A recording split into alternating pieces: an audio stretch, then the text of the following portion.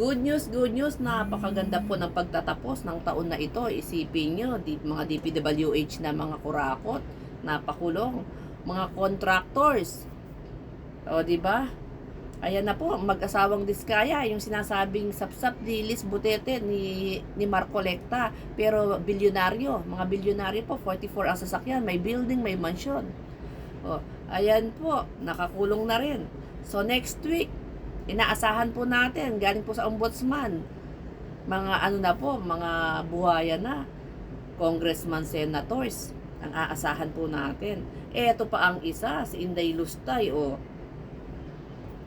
pagtatapos ng taon, nasampan na po ang plunder case para kay Sara. Habang buhay na pagkakabilanggo, walang piyansa. So, napakaganda pong pamasko sa atin ito. So, doon sa mga DDS, good luck po sa inyo. Malungkot po ang inyong Pasko kasi nakakulong ang tatay ninyo. So, yan po, magtirik po kayo ng kandila. Basta kami, happy, merry po ang aming Christmas and more blessings to come. Unang-una, bakit naman namin papasalinin ang problema ng mga Duterte, 'di ba? Total sila naman ang nagpasasa at nagpasarap sa pera ng bayan. So problemahin po nila 'yan. At bakit naman namin isasakripisyo ang aming Christmas at gagawin namin malungkot?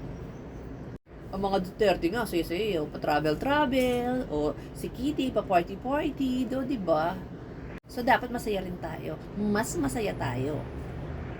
Ano to, maglulungkot-lungkutan kayo dahil kay Digong? Agoy! Agoy! Ambot! Ang tanong, kilala ba kayo ni Digo? Kahit mag-iiyak kayo dyan, magngangawa kayo dyan, maglulupasay kayo dyan, kilala ba kayo ni Digong? Hindi. Ang kilala niya lang yung mga anak niya, mga apo niya, at yung kanyang mga kabets.